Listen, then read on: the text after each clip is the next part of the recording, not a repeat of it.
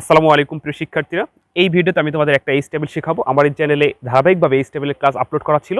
তো আজকের ক্লাসটি হচ্ছে পার্ট 12, অর্থাৎ বিগত আমি 11টা ক্লাস আপলোড করেছিলাম। তো আজকের ক্লাসে আমরা নতুন যেই জিনিসগুলো শিখবো সেটি হচ্ছে বির কাজ, অর্থাৎ বি মানে হচ্ছে বোল্ড করা, কোনো লেখাকে গাঢ় করার জন্য।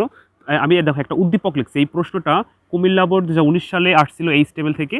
তো তোমরা যখন এই প্রশ্নটা দেখবা এই কুইক লেখাটা একটু গাঢ় করে, তাহলে গাঢ় করার জন্য আমাদের বি এই ট্যাগটা প্রয়োজন হবে। এরপরে তোমরা একটু লক্ষ্য করো বা ওই প্রশ্নের উদ্দীপকটা দেখো যে ব্রাউন লেখাটা একটু ব্যাকা আছে। তো ব্যাকা করার জন্য আমাদের এই আয়ের ট্যাগটা ব্যবহার করা লাগবে। এরপরে তোমরা দেখো যে ফক্সের নিচে আন্ডারলাইন আছে, তো আন্ডারলাইনের জন্য এটার ব্যবহার আমি শিখিয়েছিলাম।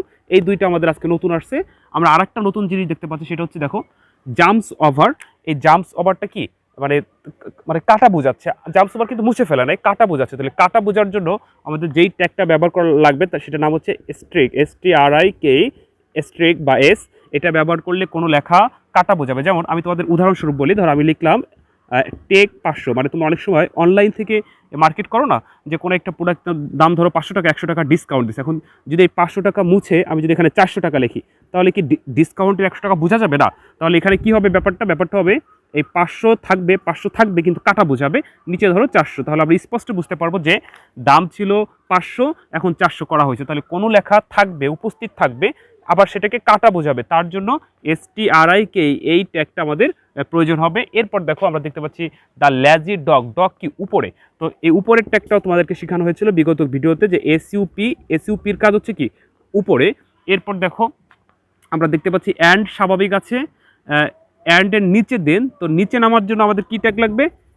SUB, অর্থাৎ এই দেনটাকে নিচে রাখার জন্য আমাদের SUB ট্যাগটা প্রয়োজন। আমি পুরো স্টেপটা করাই দেবো, আমি তোমাদেরকে আগে বোঝাচ্ছি যে এইটা লেখার জন্য আমাদের কি ট্যাগগুলো প্রয়োজন হবে। এরপর আমরা দেখতেছি ইট ফেল, এটা একটু ব্যাকা করে আছে। তো ব্যাকা করার জন্য এই আই ট্যাগটা ব্যবহৃত হবে। আবার এই লেখাটা বইতে উদ্দীপকটা দেখলে তোমরা টের পাবা, কুমিল্লা বোর্ড 2019 সালের প্রশ্ন, এটি একটু গাঢ় করা। তাহলে মোটা গাঢ় করার জন্য কি হবে? বি প্রয়োজন হবে। আচ্ছা, এরপর দেখতেছো প্রে টু এ লায়ন, অর্থাৎ আন্ডারলাইন আছে, আন্ডারলাইনের জন্য ইউ লাগবে, আর ব্যাকা করার জন্য আমাদের আই ট্যাগের ব্যবহৃত হবে। তো প্রিয় শিক্ষার্থীবৃন্দ, এখন আমি এই HTMLটা তোমাদেরকে করাই দেবো। তো তার আগে আমি একটু এখানে কি ট্যাগ প্রয়োজন হবে সেই ট্যাগগুলো নিয়ে আলোচনা করলাম। আরেকটা জিনিস আমাদের প্রয়োজন হবে, সেটা হচ্ছে কি বিআর। কি প্রয়োজন হবে? বিআরের কাজ কি? বিআরের কাজ হচ্ছে লাইন ভাঙা, অর্থাৎ যখন এই ফক্স লেখা শেষ হবে তখন বিআর দিতে হবে। বিআর শুধু শুরু হবে, শেষ হবে না। এরপর যখন এই যে ডগ লেখার শেষ কাজ হবে তখন এখানে বিআর দিতে হবে, অর্থাৎ বিআর দিলে লাইন ভাঙবে। আর যদি আমরা বিআর না দেই তাহলে এই লেখাগুলো সব লাইন বাই লাইন হবে, অর্থাৎ ভাঙবে না। তো লাইন ভাঙার জন্য, যেখানে লাইন ভেঙেছে ওই লাইন ভাঙার জন্য কি হবে? বিআর। অর্থাৎ তো প্রিয় শিক্ষার্থী, আমি এখন এই HTMLটা করাই দিচ্ছি, তোমরা একটু দেখো। আশা করি এই ট্যাগগুলোর কাজ তোমরা এখন বুঝতে পারবে। তো আমি তোমাদেরকে বলছিলাম যে কোনো HTML, আমরা যখন যে কোনো HTML করবো, যে কোনো HTML এর বেসিক ট্যাগ লিখতে হবে। উত্তর লেখে আমরা বেসিক ট্যাগ লিখবো। বেসিক ট্যাগ হচ্ছে কি HTML, তারপর হচ্ছে হেডের পর হচ্ছে টাইটেল।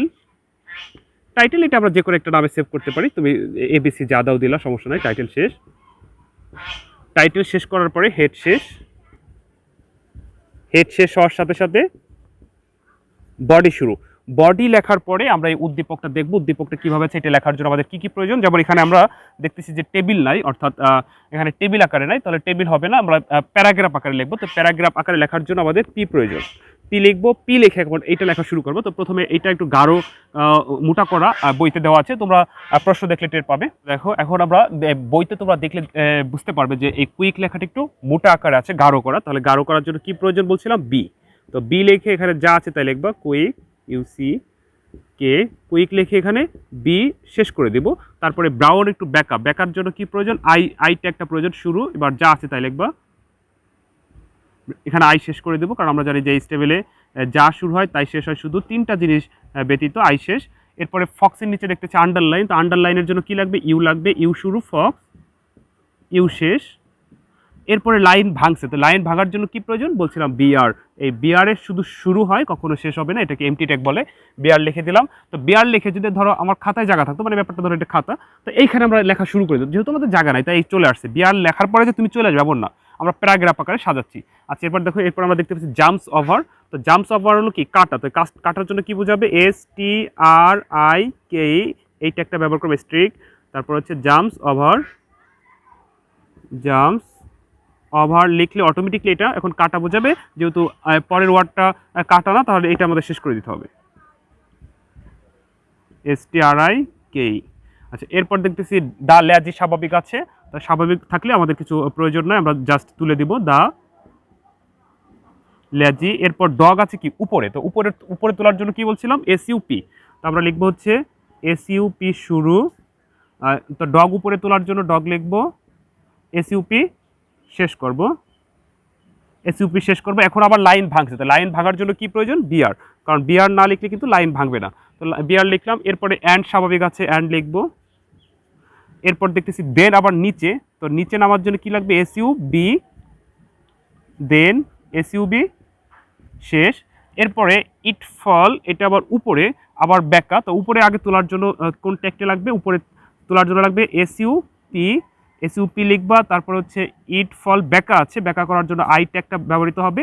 এবার যা আছে তাই লিখবো, ইট FALL ফল।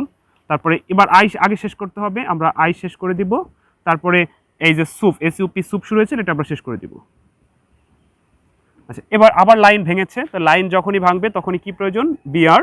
আচ্ছা এখন আমরা দেখতেছি prey to a lion, underline করা আছে, আবার কি আছে, ব্যাকা করা। তো আন্ডারলাইনের জন্য আগে ইউটা নিব, তারপরে ব্যাকার জন্য কি আই। এখন যা আছে সেটি লিখে দাও, প্রে টু এ লায়ন। এখন এই যে আগেরটা আগে শেষ হবে, অর্থাৎ আই আগে শেষ হবে, তারপরে ইউ শেষ। এখন দেখতেছো যে তোমরা এই উদ্দীপকের যা যা ছিল আর সব লেখা হয়ে গেছে। তো পুরো উদ্দীপকটা শেষ হলে এই যে পি শুরু হয়েছিল, এখন পি শেষ করব। আর পি শেষ করলাম। আমার একটু ঠান্ডা লাগছে, আমার কণ্ঠটা যেন কেমন বের হচ্ছে, তোমরা আশা করি বুঝতে পারতেছো। তারপরও আচ্ছা এবার পি শেষ করার পর আমরা দেখতেছি আমাদের আর কিছু নাই, তাহলে কি শেষ করতে হবে, বডি শেষ করতে হবে। বডির পরে আমরা কি শেষ করব, HTML শেষ করবো, আমাদের অঙ্ক হয়ে যাবে। অর্থাৎ এটা গতে আসছিল কুমিল্লা বোর্ড 2019 সালে HTML থেকে যে সৃজনশীলটা। এরপর তোমরা বডি শেষ করে দাও, তাহলে তোমরা 3-এ 3 পেয়ে গেলা। আচ্ছা তারপরে HTML শেষ, জাস্ট এইটুক করলে কিন্তু 3-এ 3 এটা গ নম্বর প্রশ্নের উত্তর। অর্থাৎ এটা কুমিল্লা বোর্ড 2019 সালে ICT বইয়ের চতুর্থ অর্থাৎ সৃজনশীলে HTML থেকে যে সৃজনশীলটা আসছিল সেটা প্রশ্ন।